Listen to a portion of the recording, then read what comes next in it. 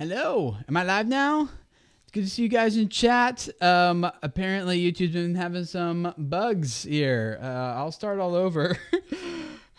So for you guys who are watching the replay of this, I thought I was live streaming, and then the people in the chat are just kind of like twiddling their thumbs. I'm asking questions. No one's responding. I'm like, what's going on?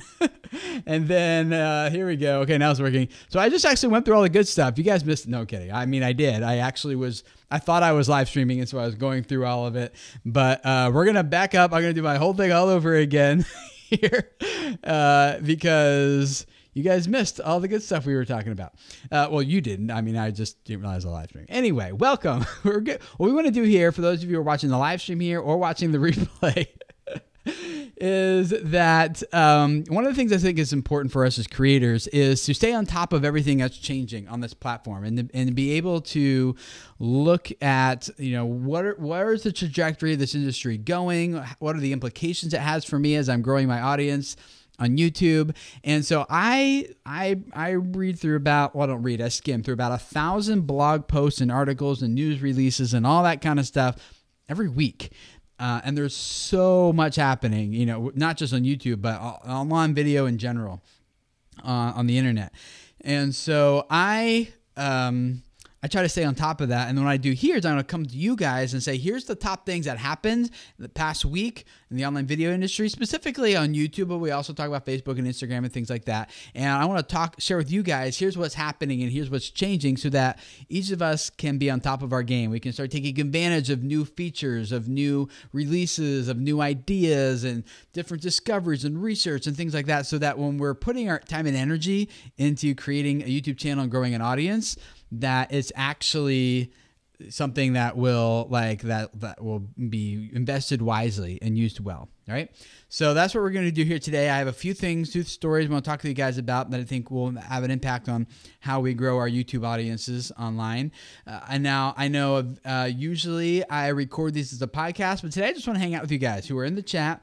And I want to make this really interactive. I'm not going to be recording this and posting this as a thing later. So what I want from you guys is ask your questions. I know we have a few moderators here in chat. We have Scandinavian today, who is Heidi. She'll be taking a lot of your questions. Jess Creatives is in here as well. And so she'll be taking your questions, and they'll be putting them in front of me so that I can make sure I get to as many of your questions as possible as we go through this. Okay? So ask your questions. Let's do this. And sorry for the delay. Although I was here on time, to be fair. It just wasn't streaming to you guys for some reason.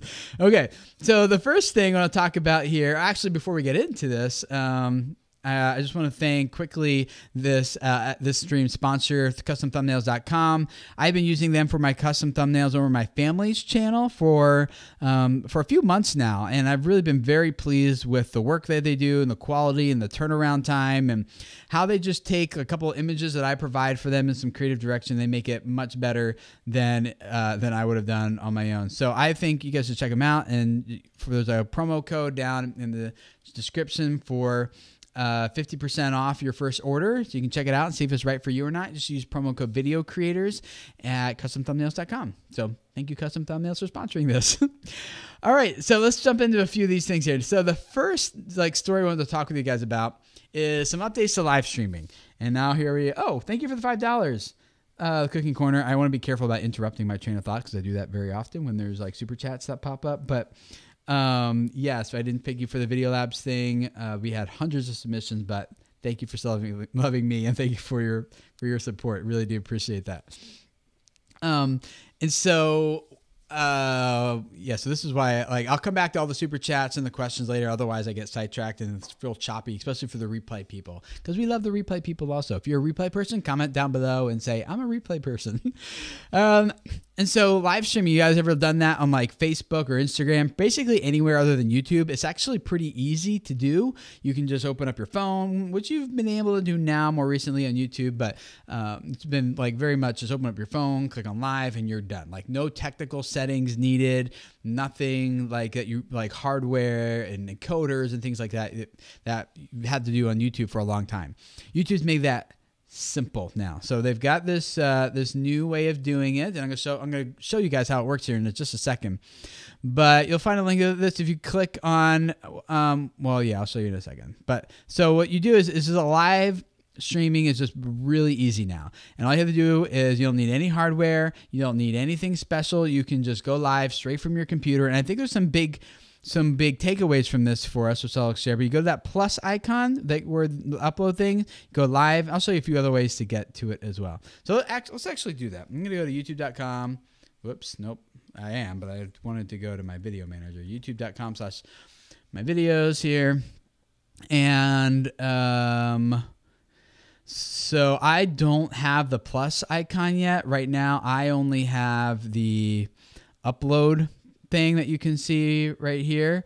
And so the way to get to this is, if you don't have that, you can also go to live streaming over here on the left. And when you click on that, on the menu that appears has this new thing called camera.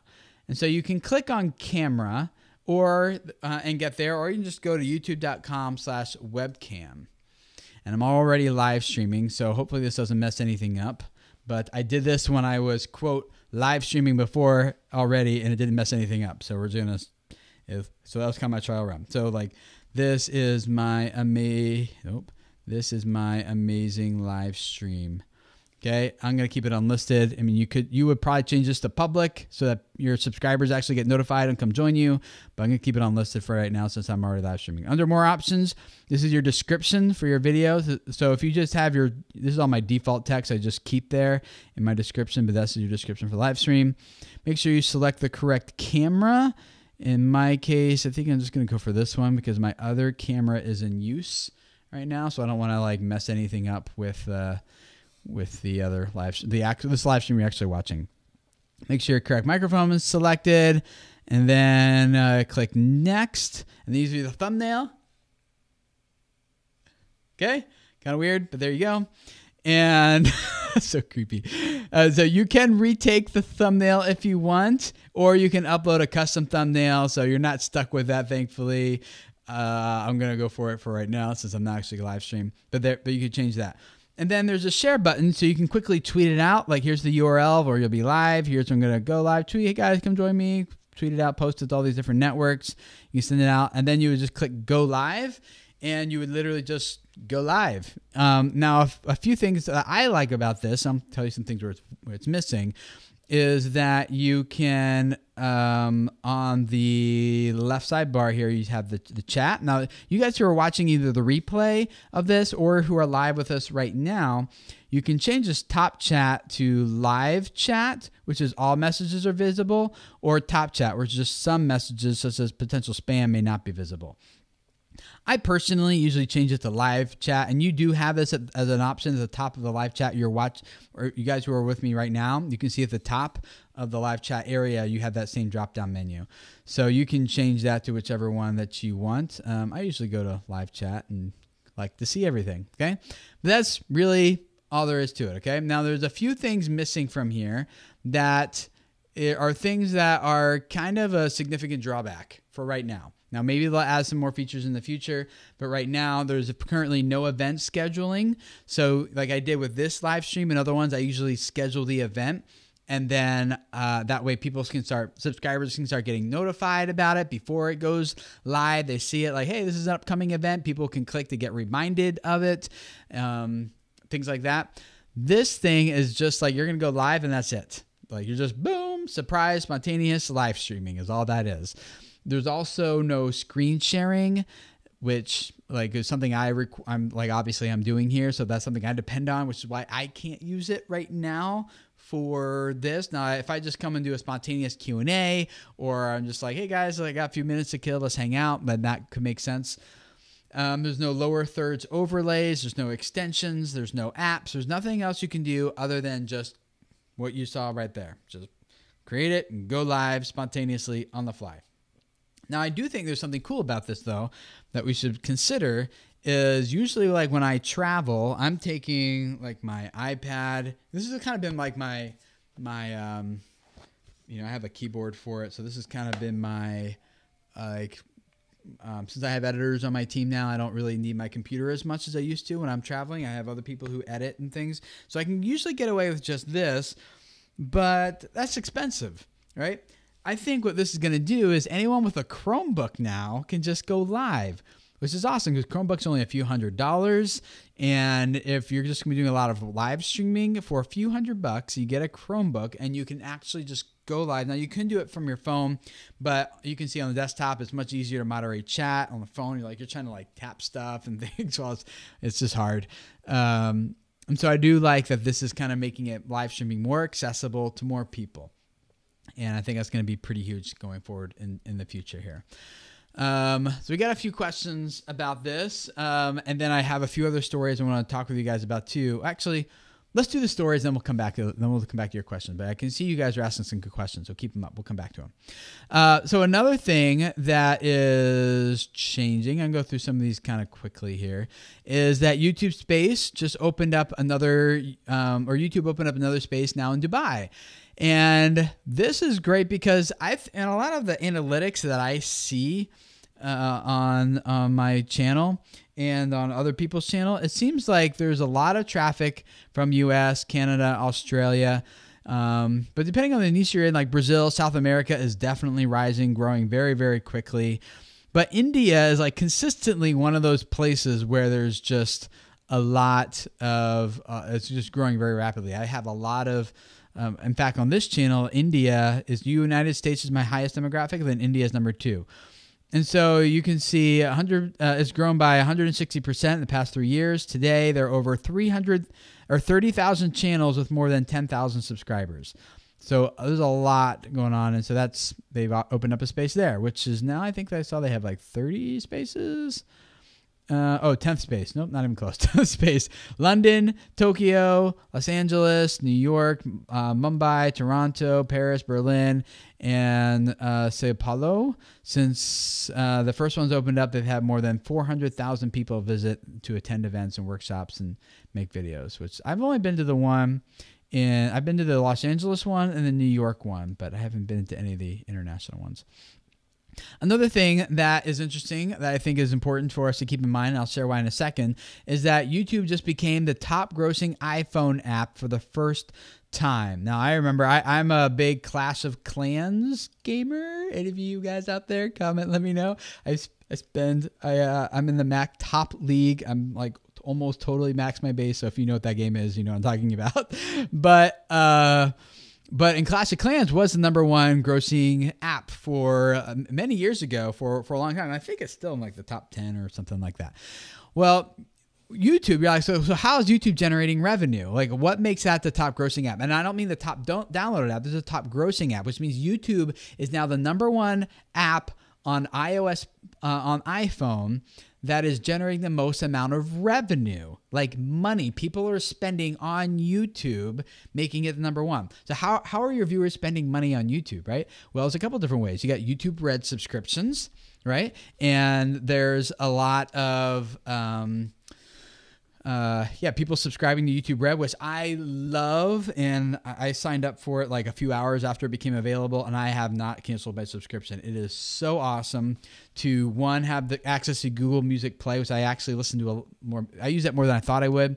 Here, if you're not familiar with what it is, I'm not sponsored. I'm just kind of saying, because I think there's some important takeaways here for us as creators about what this means for us and the direction that this platform's heading.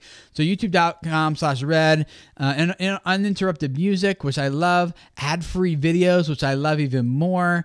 I do love that I can have not only the ad-free stuff, but the offline videos. So when I'm traveling on the go, I can just download my subscriptions and videos I want to watch and watch them later, like on the flight without Wi-Fi and things.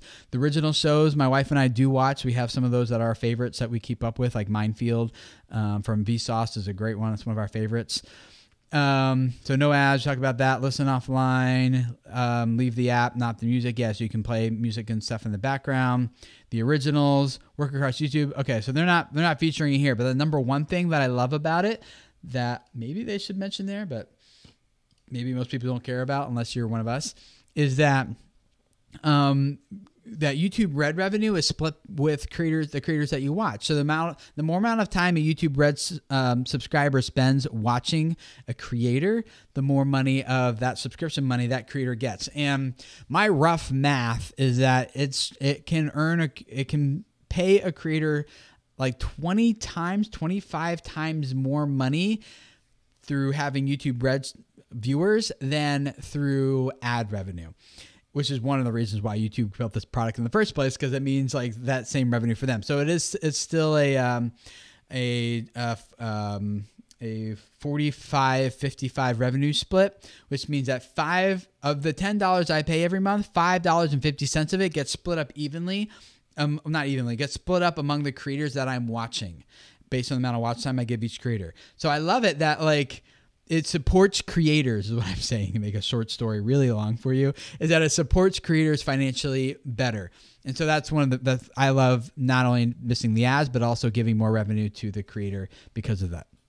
Okay, so that's what I love about YouTube Red. And so you have YouTube Red, subscriptions, people buying through the app. And then you also have super chats, which are now available through the app, right? So if any of you guys who are on iOS right now on your iPhone, you can now give a super chat, which is awesome. So because of those things, now it's the #1 grossing app. So what does that mean for us as creators? Why am I even talking about this?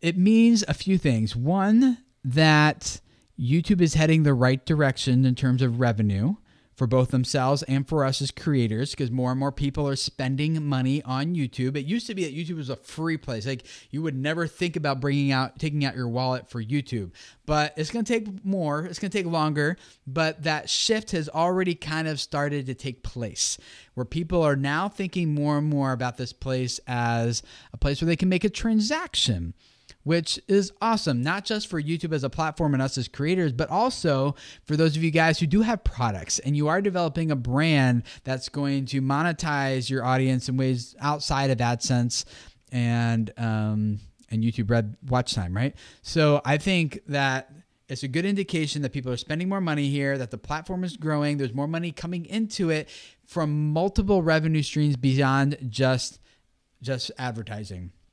So to me, it shows that this platform is becoming increasingly healthier from a revenue perspective. It's becoming more and more dependent on its audience and less on advertisers. And I think that diversification is just very important. And I think it means that as creators, we are going to be making more money from this in the future as well. Okay, so that's why. All right, one last thing, and then I'm going to get into your super chats and all of your questions that you guys have here. One more thing, and this is kind of more of an FYI. I don't think it's a huge impact for us right now, but I think it may going forward in the future.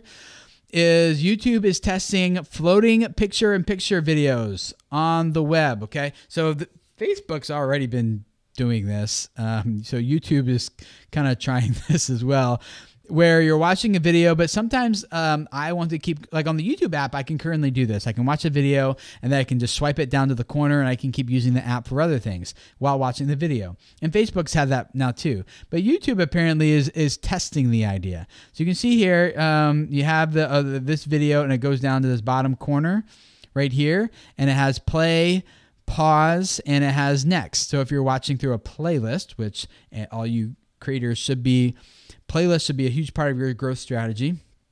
That's another conversation another time. You can click next on it and keep watching whatever's up next. So whether that be YouTube suggested video or that be, here I can zoom in a little bit, make it easier. That be the suggested video or that be something in your playlist and getting them watching the next viewing session. So I think it'll be interesting to see what that turns into, because that could have an impact on retention, whether it's a higher abandonment because people can click away more easily and still kind of keep it going. What that means for us exactly, I don't yet totally know, but I do think that's something to keep our eye on and something worth considering and looking at as knowing that that's a feature that might be coming. Okay, so let's get into your questions. A lot of really good ones here.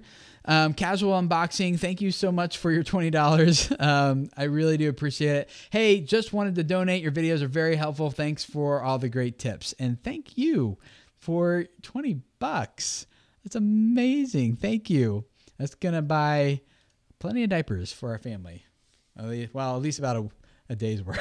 We have 7 kids. Those of you guys who know my family story, we had 7 kids in 8 years. So I'll buy some diapers. So thank you very much for that. All right, Team Autismpedia, tips for doing your first live stream.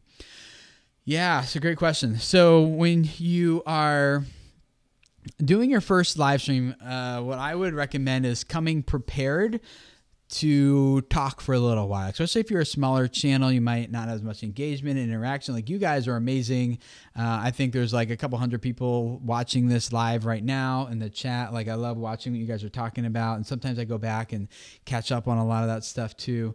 But so I would come prepared so that people who watch the replay, like the live stream afterwards, have something that's worth sitting there and watching for them.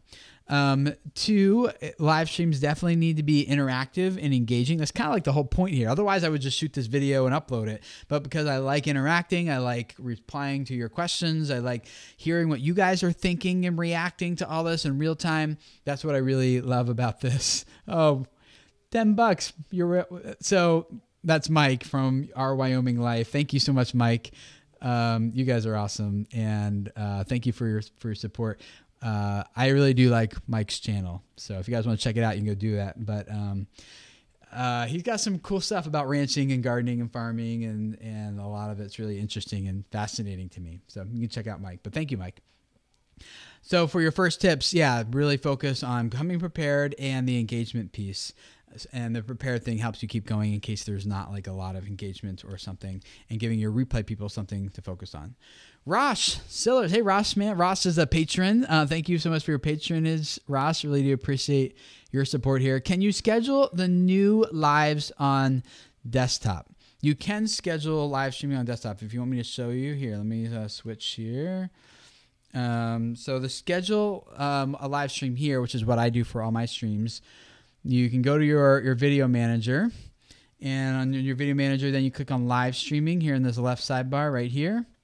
It's going a little slow because I'm live streaming and taking up tons of processing power and bandwidth and things. But then you can go here to events. Whoops, not most viewed. Go to events. And then from here in events, this is where I'm right now, but you can create a new live event right here.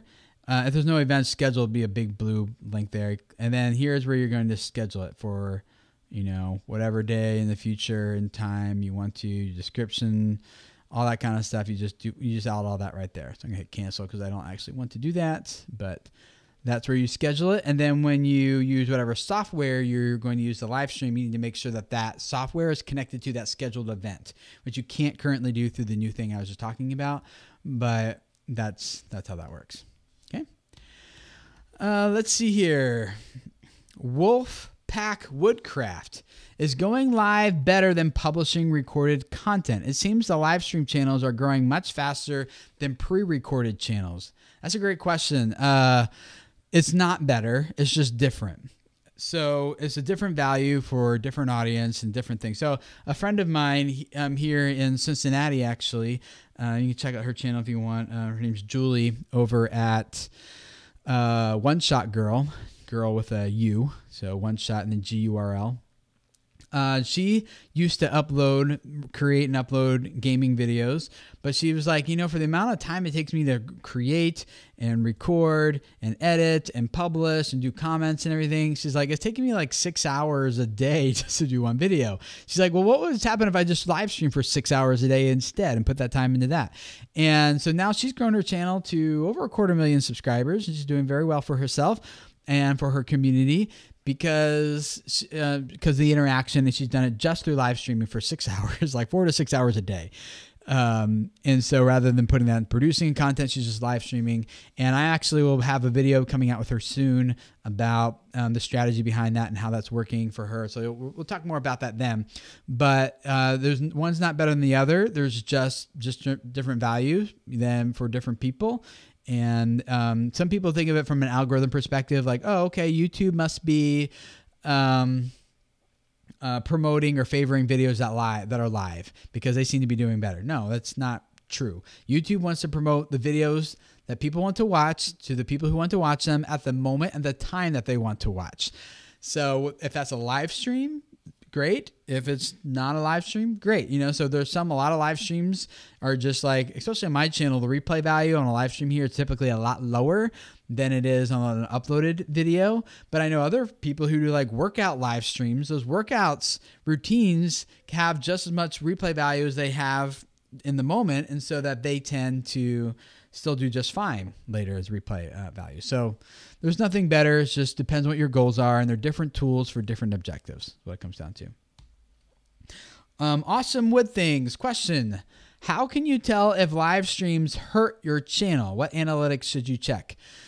So before I get into the analytics, the first thing I would say is think about this not from think about this as a goal thing. Okay. So what is your goal of live streaming versus what is your goal?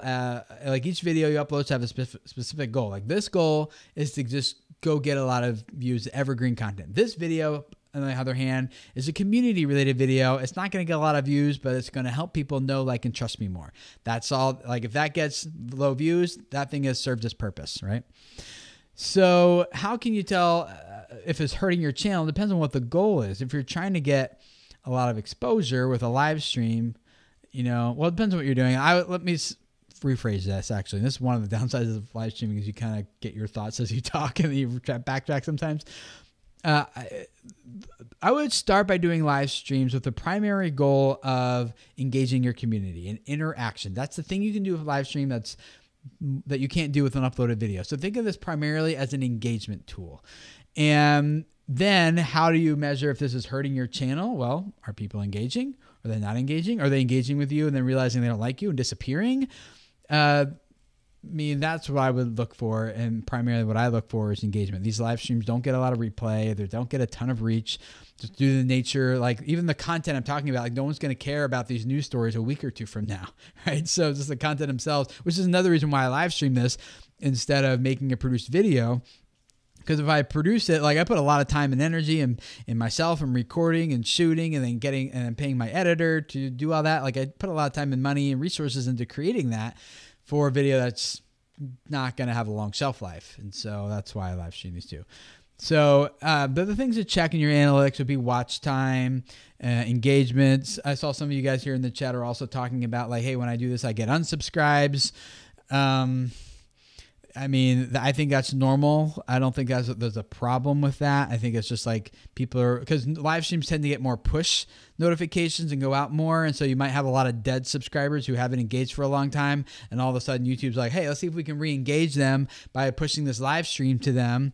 And because this is like a different thing now that maybe that dead subscriber would engage with, and the dead subscriber's like, no, like I forgot I was still subscribed, unsubscribe, right? So don't take it personally. I would say most of the time, live streams with the intention of building community can be very effective and very powerful. So $5 from Smet Logic. I go looking for snakes on my channel. Can I live stream with GoPro? First of all, thank you for the $5. And you can, but it takes more equipment and it's kind of cumbersome. So you'll need some hardware and you'll need like a, what's it called? Like a Blackmagic design box or something that can take the video feed from your GoPro and turn it into a streamable like camera. So you can do that. You'll find more on Google about that. They'll give you some more information, but the answer is yes, but it's complicated and might not be worth it. It might be cheaper just to get a camera that can live stream easier. Athena Carpuzis. I think I said that right. How many subscribers would you consider a good amount in order to start live streaming? It's not really based on the number of subscribers that you have. It's more based on how close-knit of a community that you have with those subscribers. So if you have a very engaged audience, then you could subscribe with fewer people than someone who has millions of subscribers and a dead audience, right? So I would consider like what's the strength of your community and go from there. I would also say if you have meet the minimum requirements on YouTube to have live streaming enabled on your channel, I would just do it And I would first, if you're a smaller channel, make sure you announce it and promote it ahead of time. Like make a dedicated video. It's like 30 seconds or a minute. Saying, hey guys, we're going to live stream at such and such date and time. We're going to talk about this. It's going to be a lot of fun. This is like our goal, the objective, like we're going to do together. Can't wait to answer your questions and interact with you guys. It's going to be awesome. And so promote it ahead of time so that when you have a smaller channel, people can put on their schedule. Your diehards will know about it and they'll be there ready. And then schedule your event in like a day or two in advance, probably just like a day. Probably I wouldn't go much further than that unless it's like a huge thing, but by a day in advance so that people can start, your subscribers, and get notifications and click to get reminded of it. And then go into it with a plan and then just try it once. And if it falls flat, then you'll know. If it falls flat, then the only one who really knows about it is you. So you haven't really lost much. So that's what I would do. Okay, buzz cuts. Will YouTube continue to support third-party live streaming apps indefinitely? I don't know the definitive answer to that, but I don't see why they wouldn't. I mean, YouTube, you can't do professional live streaming without third-party software. So, like, by professional, I mean, like, we're talking, well, really anything professional. Yeah, like sports, shows, anything. I can't imagine them ever cutting that off. So, yeah. I think it's going to keep coming. Patty Broussard, is that how you say it? $5. Thank you so much, Patty. What equipment would you add for live streaming? Say with about a $200 budget to have better sound. Mainly, as in live streaming an instrument. Oh, okay. So if you're live streaming, oh yeah, I remember your channel. Yeah. So if you're live streaming an instrument. I mean, so this is like a $500 microphone right here. I talk on the computer for a living, not just in live streams, but in consultations I'm doing with clients and in meetings with people on my team. So I figured, and I'm recording podcasts and things. So I talk a lot on the computer. So this was worth the investment to me. So I got this, but for $200, I don't know one off the top of my head. I would think probably what I would do. Let me see if I can show you this on my desk. I don't know if it's going to work or not. Let me cover up all the personal info of different people's business cards and stuff. Okay, I think it's safe. All right. So I would get like the Shure SM58, I think is the model number, which is like just the normal XLR good vocal and audio and instrumental microphone, and then run it through something like this. See if I can do this without making you get dizzy. I have a mixer right down here, and so this is what this microphone is going through. It's going through this right here, and so I can adjust my volumes and everything. And then I have this thing right there. See that little disc? That's like I think it's called an yeah, it's called a Griffin. I don't know if you can see the name on that or not, but it's like an iMic Griffin or something. Let's see if I can put this camera back. And what that lets me do is it goes through this XLR input into the mixer and then turns it into a USB microphone audio source. So that's what I would probably consider doing. The mixer, you can maybe not get that one, but you can get like, yeah, it'd be about close to $200. So the mixer you could get for about $100. The microphone you can get used for about $100, or actually new for about $100. And then that Griffin thing is close to about like 30 or 40. So you might be a little bit over, but you get pretty close for really professional audio. Basically the same setup, except just a different microphone. I think I missed a super chat. Oh, no, I didn't. Oh, yeah, I did. Okay, casual unboxing, $20 again. Oh, my gosh. Thank you. Currently, I record with 6 cameras to do my unboxing videos for some cool multi-angle shots. Do you think that is overkill? Then I convert to 4K. It takes a long time to make a video. Is that overkill? Yeah, I wouldn't convert to 4K. I don't think there's any reason to do that. All you're doing is taking pixels and stretching them, and I think that's kind of like pointless. Like, if it's in 1080p, like there's no benefit to 4K like people think that 4K will rank better. And if you're just taking 1080p and stretching it, like there's absolutely no benefit to it. So just do it in 1080p. Now 6 cameras, that is a lot, but I haven't seen your videos to know exactly what all you're doing. Normally you do like a 2, maximum of 3 cameras, but I can see how you might need 6 because you need also some closer shots. Like you need a 3 camera here, and then you need a 3 camera like on your hands. It sounds like a lot to me. If I was doing it, I would probably just have one shot on me and maybe 2 shots on my hands, because that's what people are probably more interested in an unboxing video. But yeah, do what works best for you. Okay. Haunted Road Media. Hey, Michael. Also a patron. Thank you so much. It's good to see those of you who I know and I'm used to hanging out with in our monthly private hangouts on Patreon. And so when I see your names here, it's like, oh, I feel like I'm talking to friends here, like Mike and the other Mike from our Wyoming Life, and Rosh, and you guys. So it's awesome. Will the mobile version of live streaming eventually have an option for adding tags? I don't know. But if you watch my video that I did with the YouTube employee a few weeks ago, the tags are kind of becoming less and less significant. They kind of use them to check misspellings and things, but other than that, they're not super important. So you can always go back later on your desktop and probably add those tags in if you think they're important. But I think there's a reason why they're not giving it to you, which is probably because it's not that important. So yeah. Let's see. I answered some of these questions from Bible Flocks. Box, no, you cannot share your screen in the new live streaming thing. Boone Bills, is it possible to include multiple camera angles? Will it be possible to have guests joining from other locations? Right now, you'll need third-party software to do that. You can't do that with the new thing, the new youtube.com/webcam. You can't do it from there. Harvey Danger Films, can you live stream from mobile on iPhone, YouTube, or Creator Studios? Yes, you can.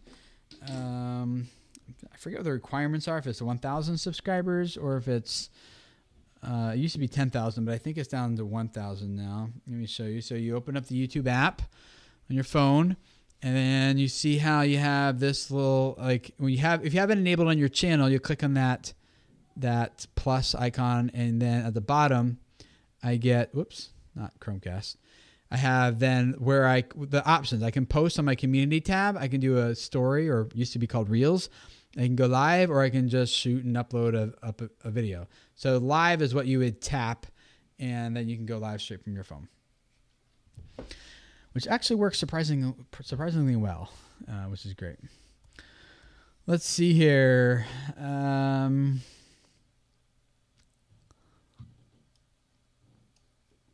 We got a lot of good questions here. Let's talk. We talk a little bit about YouTube Red. So, Miss LS Adventures, as a creator, do you have to subscribe to YouTube Red to be shown on YouTube Red? No, you don't. Your videos that you publish have nothing to do with YouTube Red. YouTube Red is only 100% on the viewing experience. So it has nothing to do with who can access content or anything like that. So you're fine there. No Front Brakes, $5. Thank you.